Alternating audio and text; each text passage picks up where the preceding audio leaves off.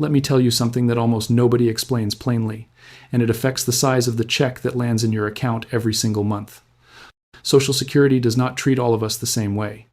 It looks the same from the outside, the same agency, the same forms, the same phone line, but underneath that calm surface, the entire system bends and shifts depending on one quiet little detail about you. Not your income, not your job, not how hard you worked or how long you saved, your birth year. That single number decides the age you can collect a full benefit, the penalties you face if you move too early, the bonuses you earn if you wait, and the specific traps that can shrink your monthly payment for the rest of your life. And here is the part that troubles me. As we move through 2026, there are people in every age bracket right now who are quietly receiving less than they earned, or standing one signature away from a choice that can never be reversed. Not because they were careless, not because they didn't work for it, simply because no one ever sat them down and walked them through the rules that apply to their exact situation. That ends today. So, here is how this is going to work. I'm going to walk you through the age groups one at a time. When I reach yours, lean in, because what I say in that section is built specifically for you. By the time we finish, you will know precisely what to look at, what to question, and what to do this week to protect every dollar you're owed. Stay with me to the end, because the group with the most time to fix things, and the most to lose if they don't, comes last. Now, before we step into the groups, I want to ask you for something small that genuinely matters. If you haven't subscribed to this channel yet, take 1 second and do it now, then tap the bell so you actually get notified. Let me tell you why I'm not just saying that out of habit. The rules around Social Security and Medicare are not carved in stone. They move. Claiming ages shift, earnings limits get adjusted, Medicare premiums climb, the way overpayments are handled changes from one year to the next. And when those rules move, the government does not mail you a friendly letter explaining what it means for your retirement. They update a policy somewhere and quietly assume you already knew. What I do on this channel is take those moving pieces, translate them out of the bureaucratic language, and hand them to you in plain English before the deadline passes and before the decision is locked in. The people who follow along here tend to learn about these things in time to act. The people who don't usually find out afterward, after the wrong claim, after the cutoff date, after the money is already gone for good. So subscribe, turn on that bell, and let's get into it. The first group, anyone born from 1943 through 1954. If that's you, you're somewhere in your early 70s to early 80s, and you've likely been collecting Social Security for years. Your full retirement age was a clean 66, and I'd guess most of you assume the file is closed. The decisions are made, the checks are coming, nothing left to review. I want to gently challenge that, because that exact assumption is quietly costing some of you money month after month. Here's the first thing I want you to look at, and it's especially important if you've lost a husband or wife. When a spouse passes away, the survivor is often entitled to a benefit based on the deceased partner's record, and that survivor benefit can be worth up to the full amount the late spouse was receiving. Now think about what that means. If your own monthly check is smaller than what your spouse was getting, you may be entitled to step up to the higher figure. But Social Security does not always reach out and place you on the larger benefit automatically. In far too many cases, a widow or widower keeps collecting their own smaller amount for years, never realizing a bigger payment was sitting there the entire time. So if you've lost a spouse, and you have never specifically asked the agency to lay both benefits side by side and put you on whichever is larger, please make that call.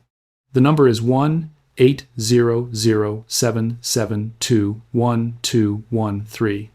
Ask them in plain words to compare your own benefit against the survivor benefit and confirm you're receiving the higher of the two. That one phone call has rewritten people's monthly income.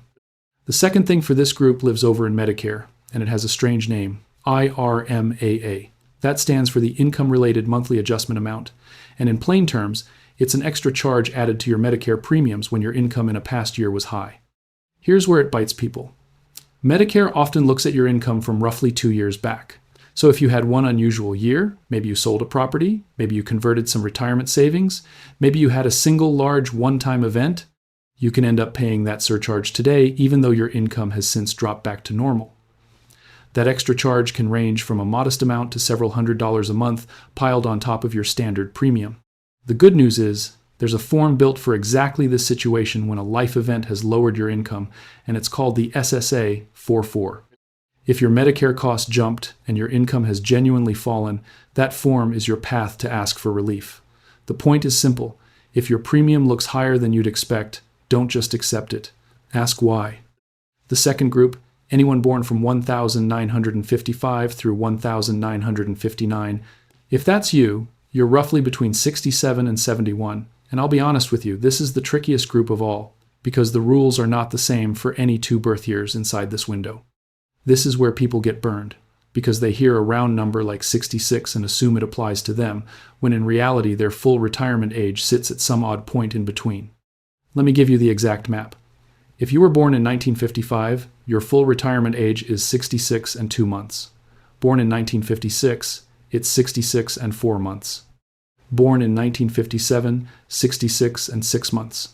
Born in 1958, 66 and 8 months. And born in 1959, it's 66 and 10 months. Read that again and find your line.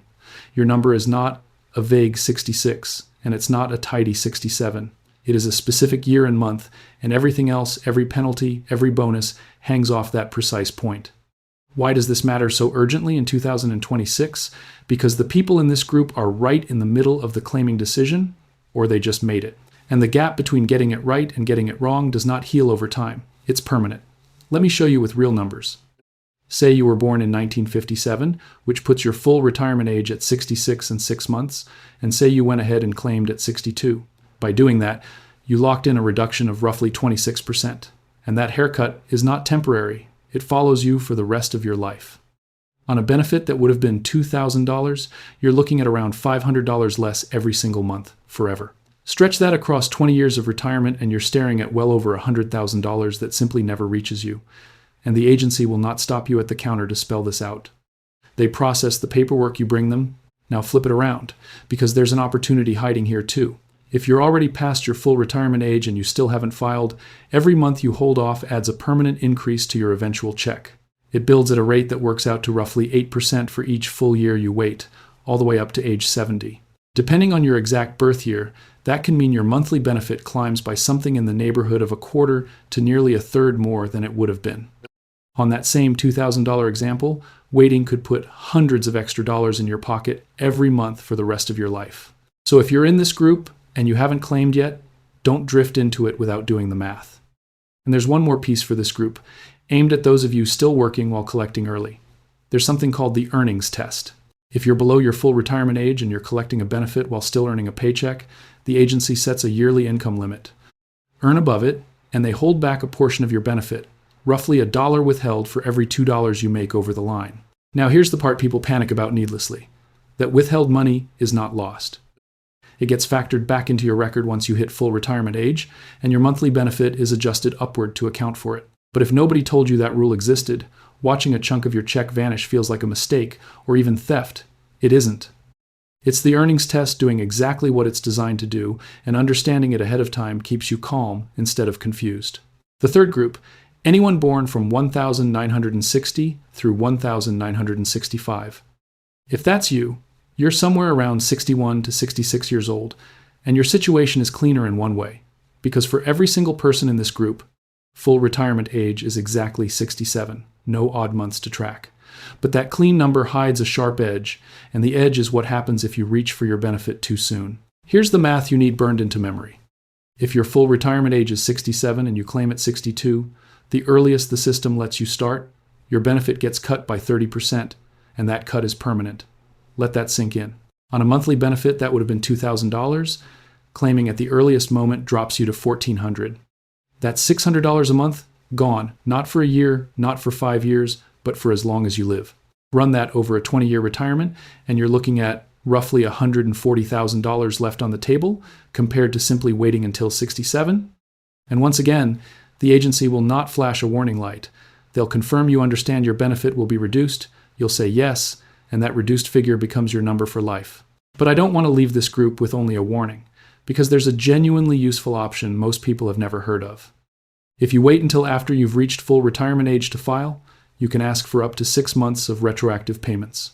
In plain terms, the agency treats your application as though you'd filed up to half a year earlier and pays you that stretch as a lump sum alongside your first check. On a $2,000 benefit, that can mean a single payment of as much as $12,000 arriving right at the start. There is a trade-off, of course. Choosing the retroactive option nudges your official start date backward, which slightly lowers your ongoing monthly amount. It isn't right for everyone, but it exists, and almost nobody thinks to ask about it. If a lump sum would genuinely help your situation, it's worth raising the question. And for those of you in this group who are still 5 or 6 years out from claiming, here is the single most valuable thing you can do today. Go check your earnings record. Visit ssa.gov, set up your personal My Social Security account if you don't already have one, and pull up your statement. Then go line by line and compare the earnings the government has on file for each year against your own memory and your own records. This matters more than it sounds, because your benefit is calculated from your lifetime earnings, and a single wrong year drags the whole figure down. Maybe an employer back in the 90s reported the wrong amount. Maybe a year of self-employment never got logged. Maybe a company folded and its payroll records evaporated. Each gap like that can quietly shave your monthly benefit, and the time to catch it is now, while you still have years to fix it, not after you've already locked in your claim. The fourth group, anyone born in 1966 or later. If that's you, you're 60 or younger, and I know what part of you is thinking, this doesn't apply yet. Retirement is years away.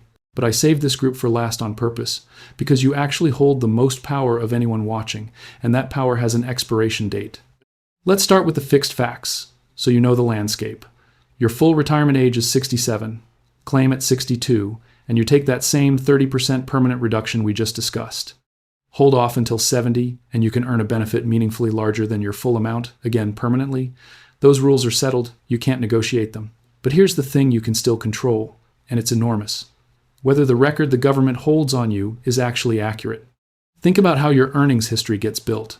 From your very first paycheck as a teenager, employers have been reporting your wages to the government, year after year, decade after decade. And every one of those handoffs was a chance for something to slip, a digit transposed, a year skipped entirely, a stretch of self-employment that never got reported the way it should have.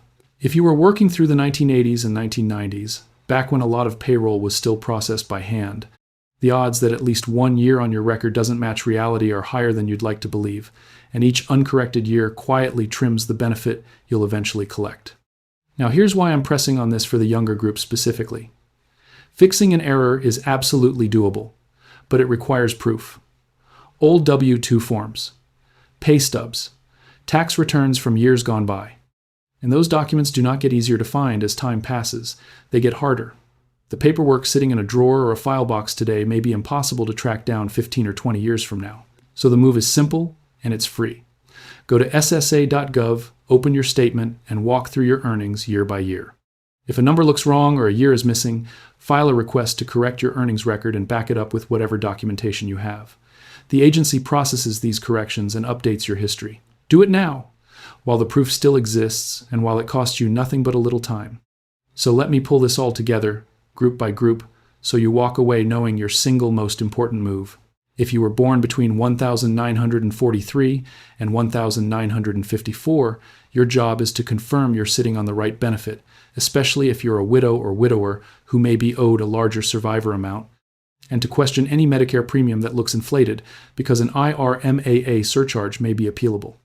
If you were born between 1955 and 1959, your job is to learn your full retirement age down to the exact month, to respect just how permanent an early claim really is, and, if you're still working while collecting early, to understand the earnings test so a temporary withholding doesn't throw you into a panic. If you were born between 1960 and 1965, your job is to truly feel what a 30% permanent cut means in real dollars before you sign anything, and to find out whether that retroactive lump sum option fits your situation. And if you were born in 1966 or later, your job is to open your Social Security statement at ssa.gov today and verify your earnings record 1 year at a time, while you still have the documents and while the correction is completely free. Here's the truth underneath all of it. Social Security is not a system that chases you down to make sure you get every dollar. It's a system that processes what you bring to it, which means the responsibility to check, to question, and to act sits with you. The few minutes it takes to log in, make a phone call, or pull a statement can be worth tens of thousands of dollars over the course of your retirement. That is not an exaggeration. That is simply how the math works. So do this. Take the one action that matches your group and take it this week, not someday. And before you go, if any of this was new to you, send this video to someone you love who falls into one of these groups. A parent, a sibling, a neighbor, a friend. because the odds are good that nobody has ever explained this to them either. Subscribe so you're with me the next time the rules shift, and I'll see you in the next one.